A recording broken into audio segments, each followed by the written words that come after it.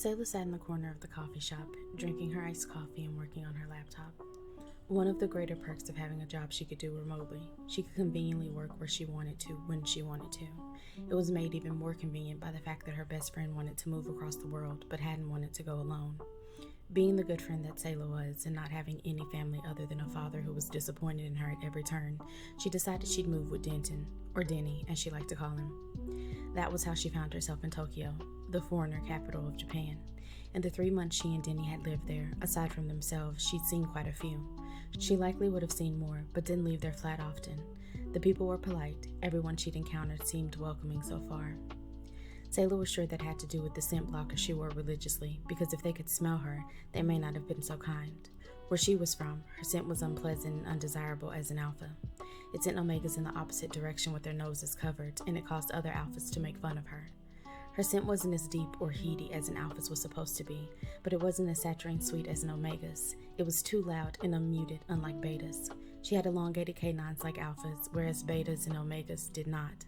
Back home, she was always teased about not being a real alpha because of some anomalies in her biology. Not to mention, she had a scent gland on her inner right thigh. From a young age, her mother had made her aware of her predicament, the same as any female alpha that sprang from their bloodline. Honestly, she'd always wondered how her father and mother ended up together. Her scent was similar to what Saelah found hers becoming, and she knew her father despised it. He made it very clear after her mother died that he expected her to land some rich Omega and take care of him. Neither of those things Saelah had been interested in, and even if she were, there wasn't an Omega on the planet that would want her over someone else who appealed to them. It made the decision of her leaving with Denny all the easier. She hadn't even told her father that she was until the day she'd rolled 2 suitcases out of the house, throwing a "see you later" over her shoulder as she had. Okay, so she still hadn't technically told him she was moving thousands of miles away, but she'd been gone 3 months now, and he hadn't even emailed her to see if she was okay since she'd had to get a new phone and number with local service. So, it wasn't like he cared. The bell going off as the cafe door opened had her glancing at it, and she saw him walk in. Saelah couldn't help but look him over, as had become her habit. He was dressed in a suit as usual that fit him well, not a blonde hair out of place. He strolled to the counter with the confidence she was sure was natural and ordered his coffee, moving to the side as he waited. He came in 3 times a week, from what she could tell. He may have dropped by more, but she only frequented the cafe 3 times a week to work on the days Denny pulled a night shift, not wanting to wake her friend up when he got home in the wee hours of the morning. "Nanami," the barista stated, and blonde hair went to grab his coffee. It was the first time she'd heard his name in the 2 months she'd been frequenting the coffee shop since Denny started night shifts. Usually, the barista would just hold it up or take it to him, but this one was new, and she was grateful to know his name. Or well, his surname, because if she remembered correctly, they went by their last name unless they were familiar with someone. Either way, she now had a name to put to the person. As always, he didn't stay. He took his coffee and exited the front door. Saelah turned her attention back to her work and focused on getting it done within the next few hours. She was walking back to the apartment she shared with Denny a few hours later. It wasn't too far, about 8 blocks, and the weather was nice. She rounded the corner and immediately bumped into a large chest. Saelah stumbled backwards and probably would have fallen if it wasn't for the arm that wrapped around her waist and pulled her upright. She looked up to thank them, their frame dwarfing hers, but she was stopped short as her eyes locked with the dark ones peering at her. She'd seen this man often when she passed the furniture store she was currently standing in front of. They sold nice pieces. Most of them looked to be handcrafted, and she assumed he worked there since she'd seen him behind the counter several times. Saelah would be lying if she said he wasn't a handsome man. His black hair was always pulled up on top of his head, usually in disarray, and his eyes were dark as if they could see through you. It was unnerving, but none of that took away from his appeal. The peeking of the tattoos on his arms only added to his attractiveness. She'd always been a sucker for tattoos. However, she got the feeling that this man wasn't one who often let people close. "Sorry," she stated. "Careful, little one," he responded before letting her go. She nodded and carried on down the last 2 blocks. She walked up the stairs that led to the apartment that was situated over a flower shop. Denny had found it in his hunting for a place before they'd flown over. It was nice, and the rent was reasonable. Saelah had volunteered to pay it alone for the first few months until Denny got a few paychecks under his belt, but that hadn't been necessary. They'd only asked for them to put down a deposit and pay for a small amount of insurance since it was through the shop. Saelah keyed in the code to the door and stepped inside. She removed her shoes, placing them in the storage area by the door before walking further into the apartment. The living room was empty, but she could hear the shower running and knew her friend was awake. It was lunchtime, and she decided she would make them something quick. She searched their fridge and found some dumplings they'd bought to steam. Saelah got down to preparing those, Denny joining her in the kitchen a few minutes later as they were cooking. "Hey," Denny greeted, walking over to kiss her forehead. "How's work?" "It was good," Saelah responded, glancing at him as he went to the refrigerator. "I started earlier this morning, so I'm finished for the day." "You went to that cafe again to work?" It wasn't a question, but she still nodded. "You know you don't have to leave the house the morning after I work night shifts. I probably wouldn't even hear you working." "I know, but it gets me out of the house. Otherwise, I'd be cooped up here 6 days a week until we went grocery shopping." "If you're sure. You're okay when you go alone, right? No one bothers you?" Saelah refrains from rolling her eyes at the tall Omega, the only one who'd ever stuck around once they'd gotten a whiff of her scent without the blockers. She was sure at first it was because Denny was not a fan of the alphas back home trying to mate with him, and sticking around her was one sure way to keep them at bay. Whether it was because they thought they were mates or because they thought she was courting him. But she got the feeling that he genuinely didn't mind her scent because he himself did not smell like the typical Omega. "Everyone I've had a conversation with has been kind so far." "Good. I'd hate to have to hurt someone." "Anyway, we should go out tonight." "Where do you want to go?" Saelah asked, moving around their small kitchen. "Somewhere we can dance and have a few drinks," Denny responded.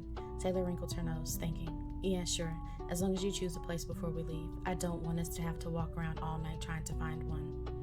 "I heard of a place from a coworker. It's supposed to be one of the more popular ones in the city." Saelah nodded, and Denny walked over to the couch and sat down, giving her more space in the small kitchen to finish preparing their lunch. Denny's coworker had certainly not been kidding when they said it was a popular place. When they arrived, the line had been down the block, and she was sure it would take them forever to get in, or they would be at capacity by the time they made it to the door. However, that hadn't been the case. When they reached the door, she noticed there were 2 different entrances, but the names were similar. She missed the conversation between Denny and the bouncer, a bulky man whose arms looked like they could crush someone, black hair, a scar at the corner of his mouth. His scent was on full display, probably to scare any potential troublemakers away. An alpha. Once he looked over their IDs, he gestured them to the door on the right, and Denny slung an arm over her shoulders and guided them inside. The sound of music that hadn't been audible from behind the closed door immediately hit them. Saelah had been to a few clubs back home, mostly at Denny's insistence, and from first look, this was by far the best. It was stylishly decorated and broken up into sections that didn't feel cramped or overcrowded.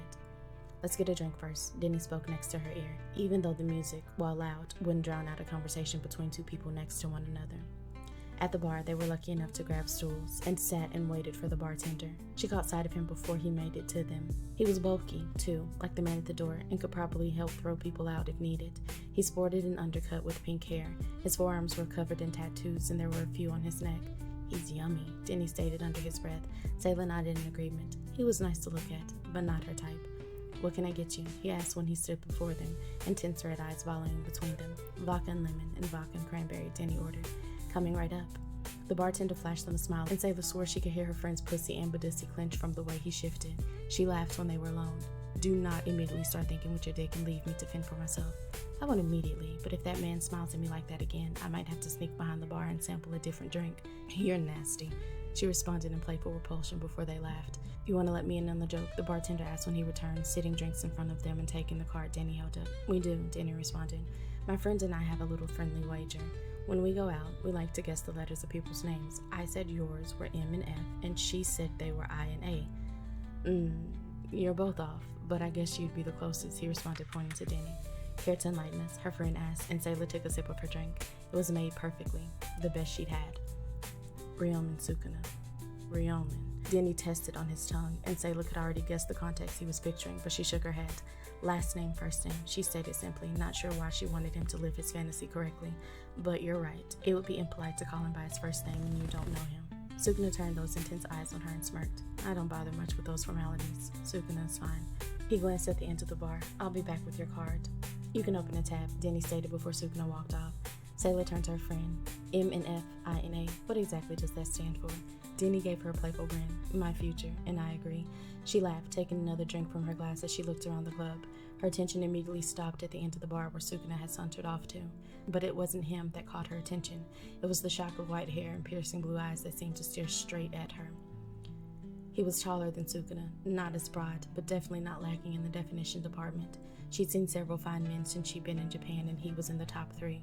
Hell, if she were honest with herself, the top 3 were tied for first. There was an air about him, a confidence that she knew was not for show, an underlying smugness that she could almost taste in the air when he'd realized she caught him staring, and he gave her a smile that told her he was sure she liked it. And maybe she did, but she wouldn't let him know that. So she pulled her attention from him and continued her perusal of the club. Satoru held his hand up, calling Sukuna over from the two customers he was talking to, and as his bartender approached, he couldn't take his eyes off the woman in the duo. She was a foreigner. It was easy enough to see. Her skin was the color of dark brown sugar, and he could tell from where he stood it would be as smooth as it looked if he touched it, as sweet as the color he likened it to if he tasted it. Her hair was a halo of coily curls that framed a gorgeous face with full, lush lips and doe eyes. She was fucking beautiful, and the slightly vain part of him agreed she would look good by his side, on his arm. "What is it?" Sukuna asked, always less than professional with Satoru. "Who is that woman?" The bartender didn't even have to look back to know who he was talking about, and Satoru didn't have to take his eyes from her to know Sukuna had rolled his at him. "I don't know." "Isn't one of your bartending superpowers to find out information?" Sukuna scoffed. "She's been here less than 15 minutes. What could I possibly know in that time? Is she mated?" "No. There isn't a mating bite on her neck or courting bites on her wrists, which means she isn't with the guy beside her," Satoru stated absently. "See, you're good for something." "Whatever," Sukuna snorted, but it melted into the background as those brilliant hazel eyes turned to look at him, locked with his, and maybe a lesser alpha, a lesser man, would have looked away at being caught, but not him. He smiled at her, enjoying that she caught him, and Satoru knew a smile was all it ever took to get the object of his attention to approach him, and yet, she turned away from him, like he was a fleeting thought, a minor stop in her surveying. What the fuck? Had she not liked what she saw? That was impossible. While conceited, Satoru was aware of his appeal. He was a well-sought-after alpha. He could have his pick of the litter, a large reason why he hadn't settled down yet, but she'd shunned him like he was a nuisance of the highest caliber. Okay, so that was a bit dramatic, but rejection was new to him because she had rejected him, right? No. She hadn't, because rejection only existed when someone approached another and was brushed off, and he hadn't approached her, so he was rejection-free. "Rein that in, will you?" Sukuna stated, and it took Satoru a minute to realize his scent had soured, making several of the surrounding Omegas uncomfortable. He quickly reined it in, giving them smiles before deciding to step away for a few minutes, get himself under control. Then he would return and have a proper conversation with her where she would see how charming he was. He spared her another look before going to the back of the club. He keyed in the code on the door and entered the connecting hall. He assured the door clicked closed behind him, took the hallway to the singular door on the other side, and stepped through to his other business.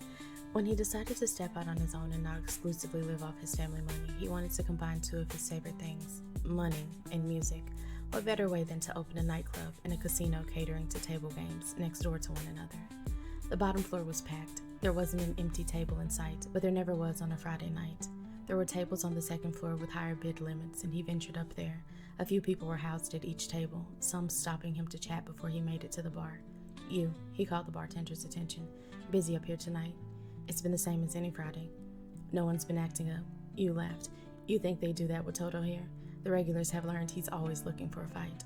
Satoru chuckled as he nodded and headed towards the last set of stairs that led up to the third floor. It housed his office and a private poker room that could be accessed from a staircase outside for the personal nights he liked to host. He had a few things he wanted to make sure he took care of, orders for supplies for both places. Before he knew it, 2.5 hours had passed, and he went back to the nightclub. He looked around for the ethereal beauty he'd seen, and she was nowhere in sight. Damn.